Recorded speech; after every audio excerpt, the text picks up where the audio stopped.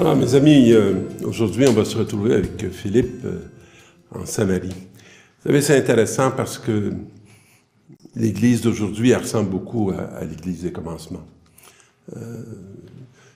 Avec la fin de la chrétienté, qui est cette institution là, qui s'était répandue à travers le monde avec force par le courage de beaucoup de chrétiens. Mais on sait que avec toute l'évolution de nos sociétés, c'est une réalité qui a été tassée. Alors, ce qui fait que on est comme dans un renouveau de l'évangélisation. C'est pour ça qu'on entend beaucoup parler dans les dernières décennies de l'évangélisation. Alors, Philippe, lui, il est à Samarie. Alors, c'est pas rien, hein, tant qu'on connaît la relation entre les Juifs puis la Samarie. Et là, il est au cœur de ce peuple-là. Et il proclame le Christ. Probablement que c'est une des visites qui vient après le passage de Jésus avec la Samaritaine, là, parce qu'ils se sont pas installés en Samarie. Il a passé et il y avait eu un premier réveil. Et les foules d'un seul cœur s'attachaient à ce que disait Philippe.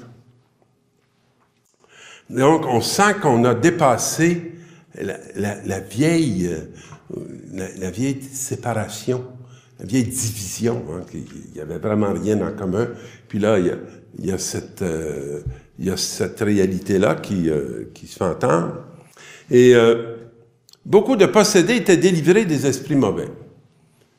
Vous savez, d'entendre la vérité, là, ça remet je dirais, ça remet les choses en place.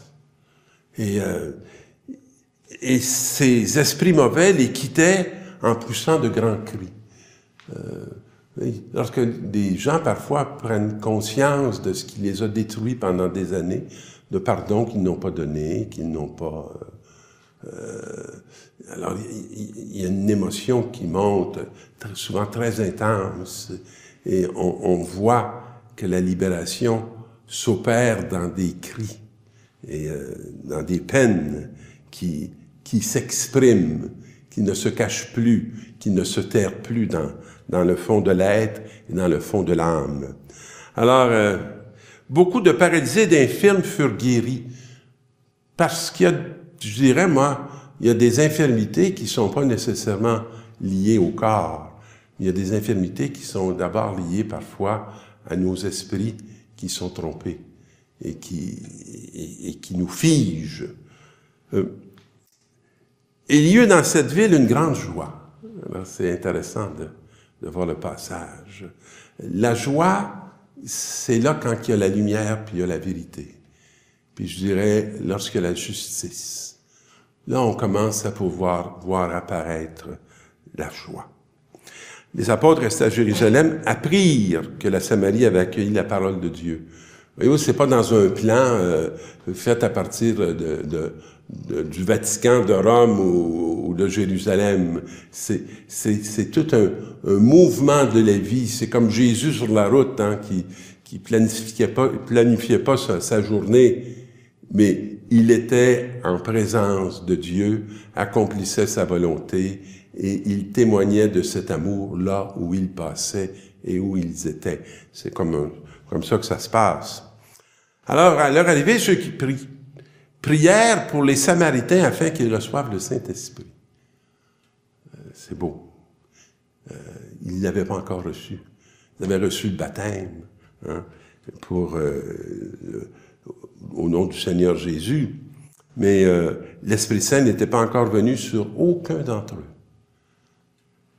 Alors Pierre et Jean leur imposèrent les mains et ils recevaient le Saint-Esprit. Et là, c'est comme si c'est l'Église qui démarre en Samarie et qui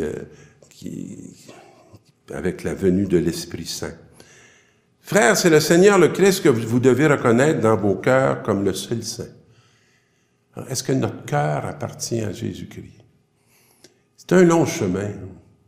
On laisse facilement notre cœur possédé par toutes sortes de réalités, de personnes.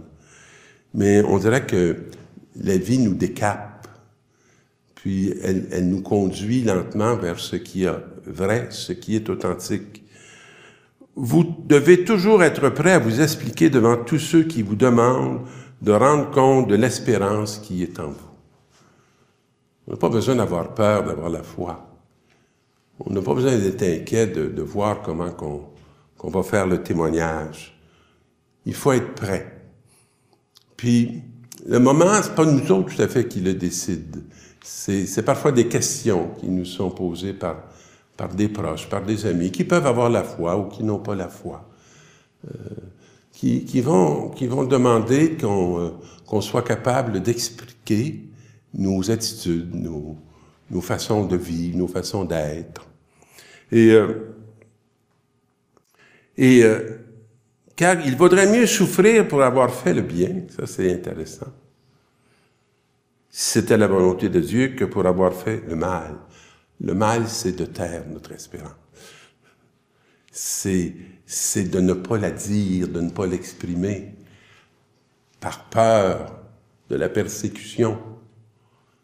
Ça serait de souffrir pour le mal. Vaut mieux souffrir pour le bien, être témoin de cette espérance qui ne nous appartient pas, qui est une grâce qui nous est faite pour qu'on puisse la répandre et donner ces conditions, je dirais, de vie harmonieuse, paisible, confiante dans le présent et dans l'avenir, avec la grâce de Dieu et l'amour du Père. Alors, il est mort, lui, pour les coupables, afin de les introduire devant Dieu. Alors, c'est pas la vengeance qui est dans le cœur de Jésus. Il essaie de s'offrir pour les coupables, pour les introduire devant Dieu.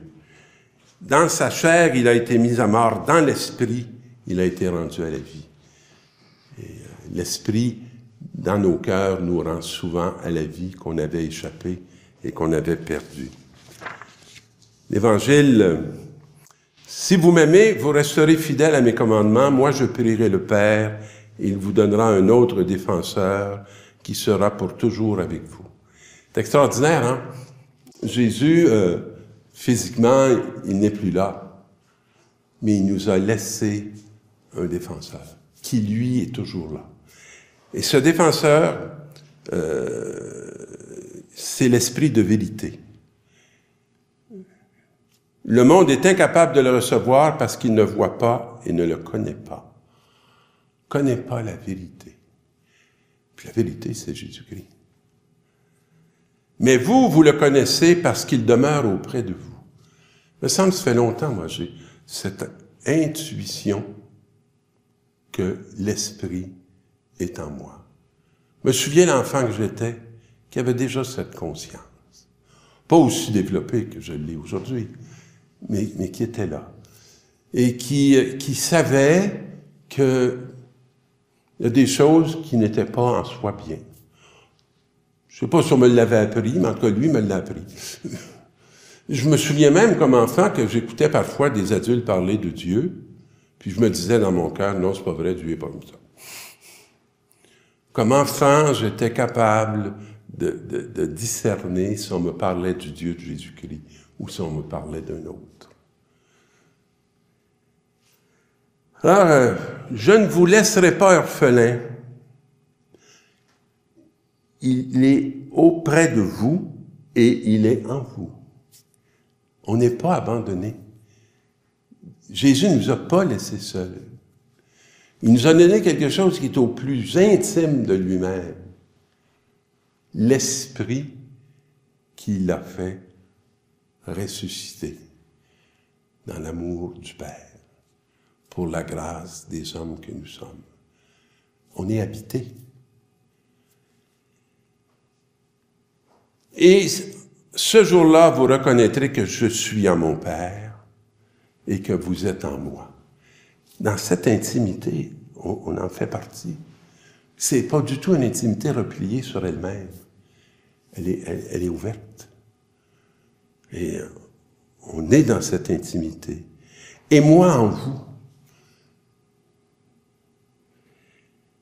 Combien de fois j'ai fait appel à Jésus, puis à la présence de l'Esprit devant des réalités qui m'étaient insoutenables, dans lesquelles j'étais comme interdit. Je savais plus où aller. Puis je faisais appel, puis je disais au Seigneur, passe en premier, je vais te suivre, parce que moi je suis perdu. Jamais j'ai été déçu. Jamais j'ai été déçu. Et l'intuition du chemin m'a été révélée, tout le temps. Celui-là qui m'aime, c'est celui-là qui m'aime. Celui qui a reçu mes commandements et il reste fidèle. Et les commandements, c'est pas des ordres. C'est toujours une direction qui nous dit où se trouve l'amour, où se trouve la vérité, la fidélité. Moi aussi, je l'aimerai et je me manifesterai à lui. Alors, mes amis, la manifestation de Dieu, c'est pas occasionnel. C'est un grand désir que Jésus a de se manifester à nous, tant qu'on est des êtres fidèles, qu'on est des êtres croyants et qu'on veut absolument rencontrer cet amour qui est donné pour le salut de tous les hommes et dont nous sommes témoins, par lui, avec lui et en lui. Bonne semaine de mission.